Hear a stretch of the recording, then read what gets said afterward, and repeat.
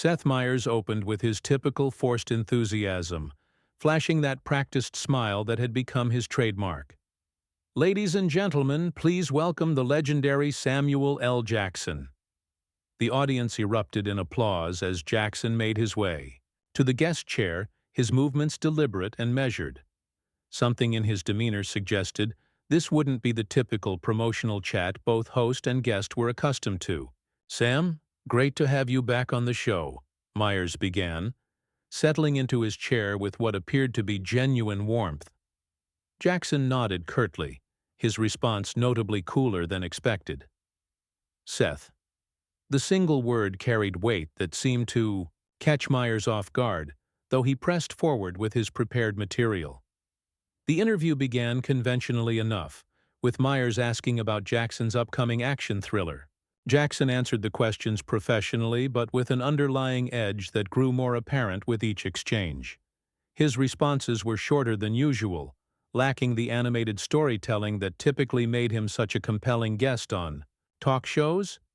"So this new film really showcases your range as an actor," Meyers commented, clearly working from his prepared notes. "I mean, at your age, it's impressive how you're still taking on these physically demanding roles." The comment hung in the air for a moment, and observant viewers could see Jackson's jaw tighten almost imperceptibly. "At my age?" Jackson repeated slowly, his voice carrying that dangerous quiet tone that anyone familiar with his films would recognize as a warning sign. Meyers, apparently oblivious to the shift in atmosphere, continued down the same path. "Well, you know, you're not exactly a spring chicken anymore, right? I mean, most actors your age are doing quieter, more contemplative roles, character studies, maybe some indie films."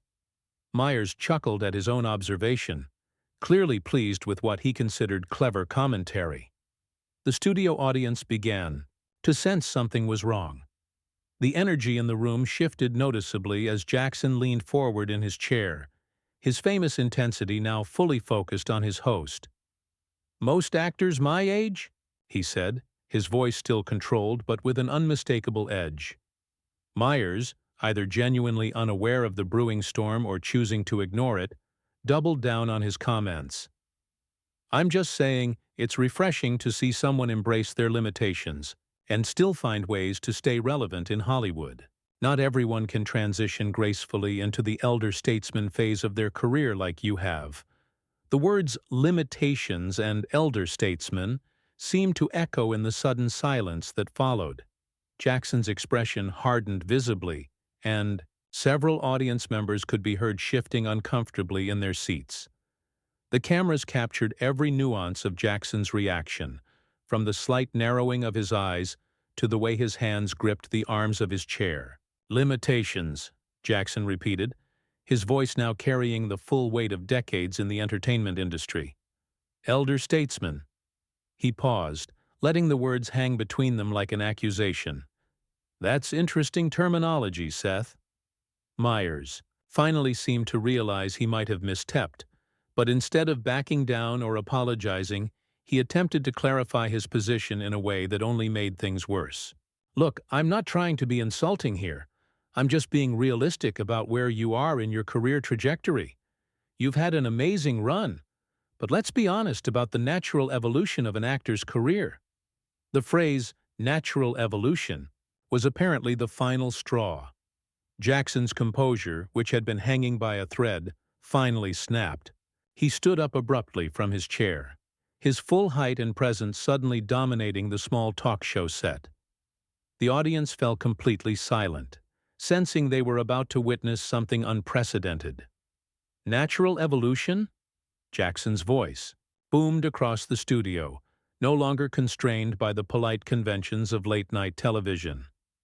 "Let me tell you something about natural evolution, Seth." The transformation in Jackson's demeanor was immediate and electrifying. Gone was any pretense of the polite celebrity guest participating in promotional theater.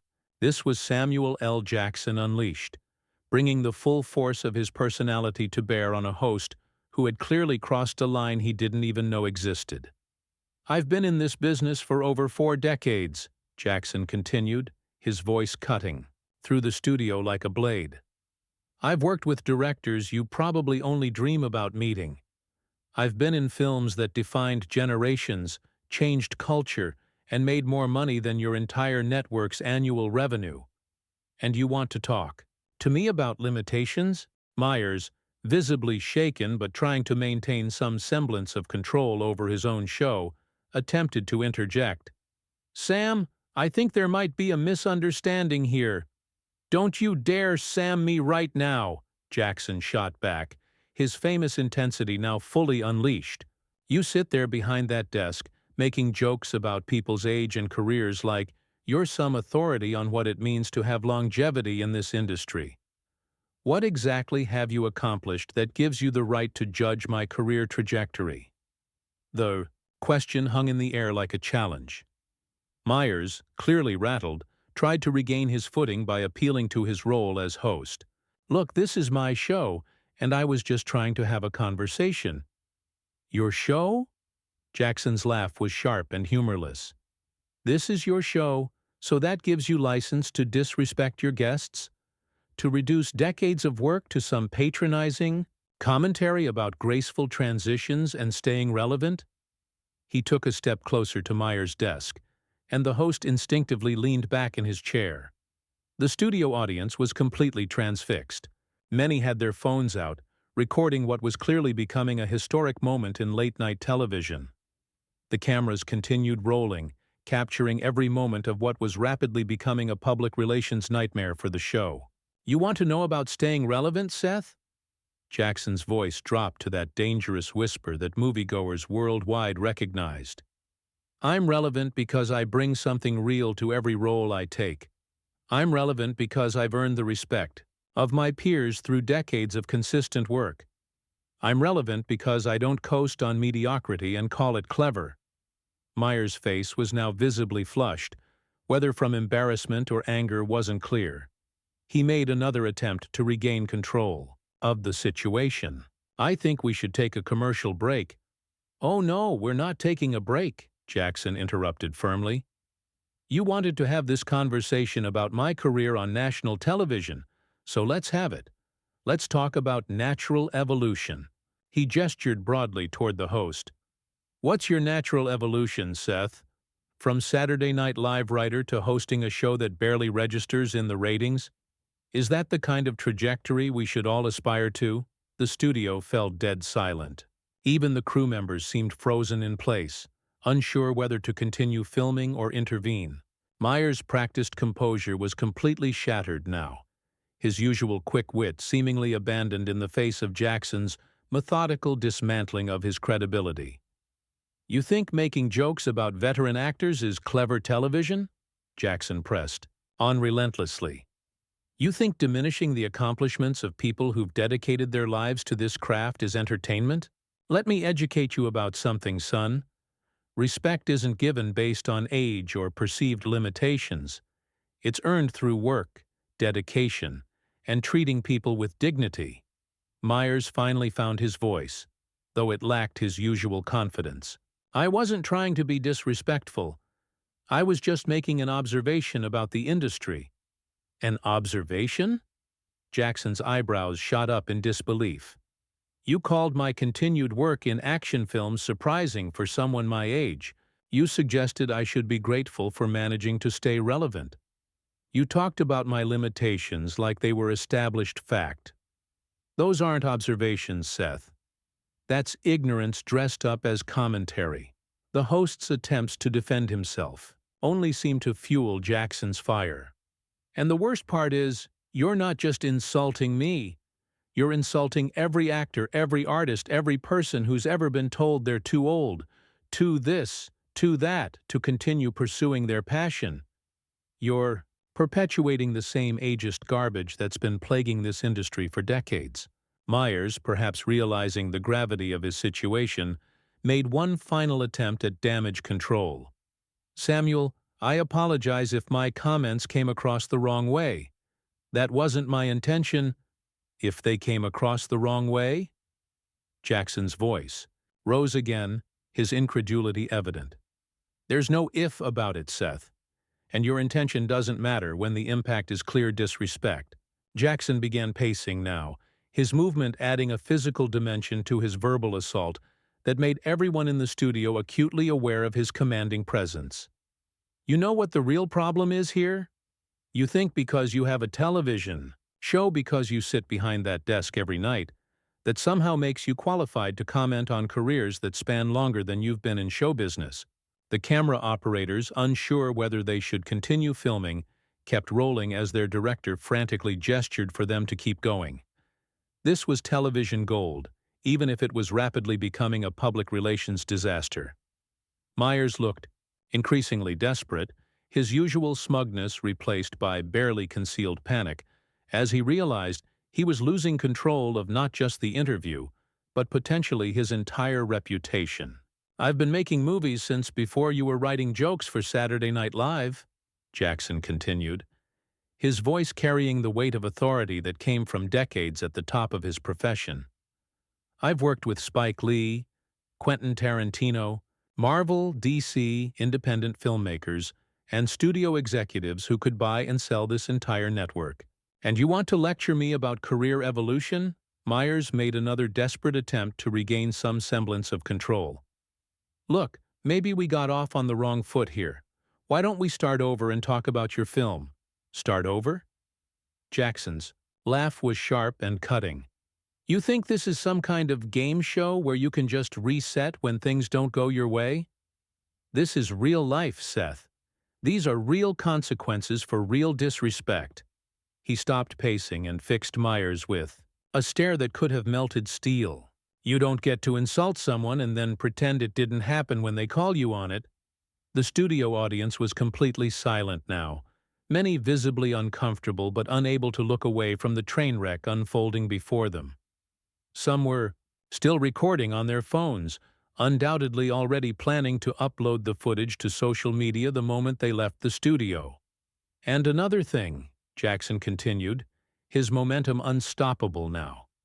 "Your little comments about actors my age, doing quieter, more contemplative roles, that's not just ageism, that's ignorance about what this industry actually values.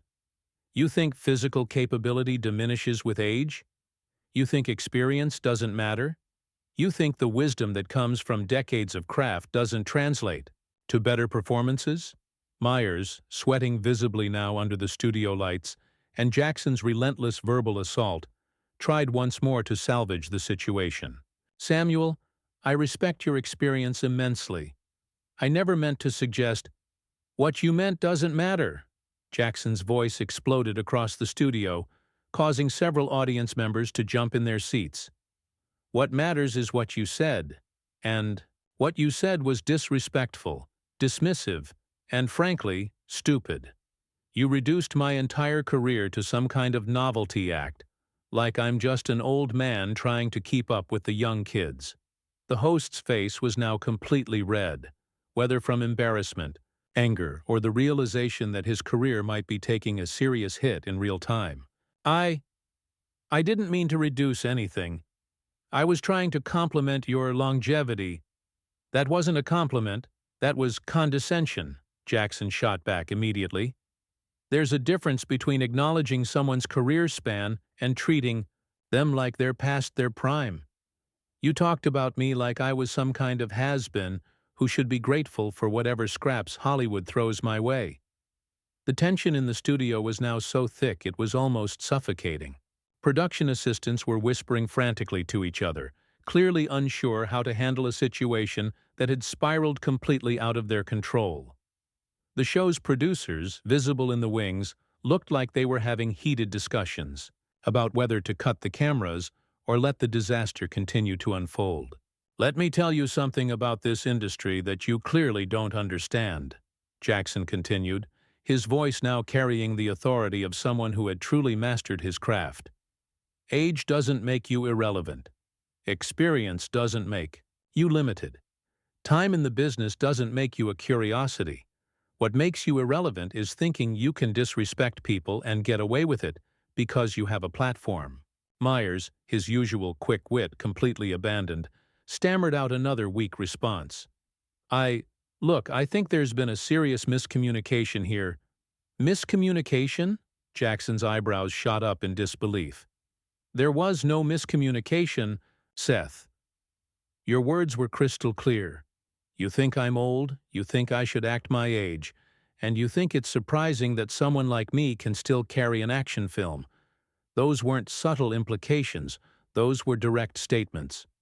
The confrontation had now reached a fever pitch, with Jackson's righteous anger filling every corner of the studio.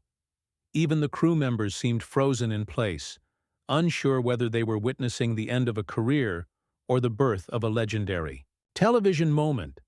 And the most insulting part, Jackson continued, building to what felt like a climactic moment, is that you think an apology fixes this. You think saying sorry if you were offended makes it okay to reduce decades of work to a punchline. Well, let me tell you something about consequences, Seth. Jackson's voice dropped to that infamous whisper that had terrified audiences in countless films. But this time it was real, and it was directed at a very real target sitting just feet away. Consequences don't care about your intentions. Consequences don't disappear because you're sorry you got caught. And the consequence of disrespecting someone on national television is that the world gets to see exactly who you really are. Meyers, now visibly trembling, made one final desperate attempt to salvage the interview. Samuel, please, can we just— No, we can't. Jackson cut him off with surgical precision. We can't just move on. We can't just pretend this didn't happen. You wanted to make commentary about my career? Fine. Let me make some commentary about yours. The studio fell into complete silence, the kind of quiet that precedes an explosion. You've been hosting this show for years, riding on the coattails of better comedians, better writers, better performers. Your ratings are mediocre at best. Your interviews are forgettable. Your comedy is safe, predictable, and frankly, boring. And yet somehow, you thought you had the credibility to judge my work? Jackson's assessment was delivered with the calm precision of a surgeon wielding a scalpel. The host's face had gone from red to pale, beads of sweat visible on his forehead under the harsh studio lights. Members of the production crew were now openly staring, their usual professional detachment abandoned in the face of this unprecedented meltdown. But here's the real problem with people like you, Seth, Jackson continued, his voice gaining momentum, like a freight train. You think having a platform gives you wisdom. You think sitting behind that desk makes your opinions matter. You confuse access with insight, and that's dangerous. Because when you use that platform to diminish others, to perpetuate harmful stereotypes, to reduce people to punchlines, you're not just being disrespectful, you're being destructive. Jackson began moving toward his chair to collect his things, his body language making it clear that this interview was over, but his verbal assault wasn't finished. I've been nothing but professional on this show. I've promoted my films, told your stories, played along with your bits. But respect is a two-way street, and you just showed everyone watching that you don't understand that basic concept. Meyers, apparently realizing that his career might be imploding in real time, made one last frantic attempt to control the damage. Samuel, please don't leave like this. Let's talk this through. Talk it through? Jackson's laugh was harsh and bitter. You had your chance to talk, Seth.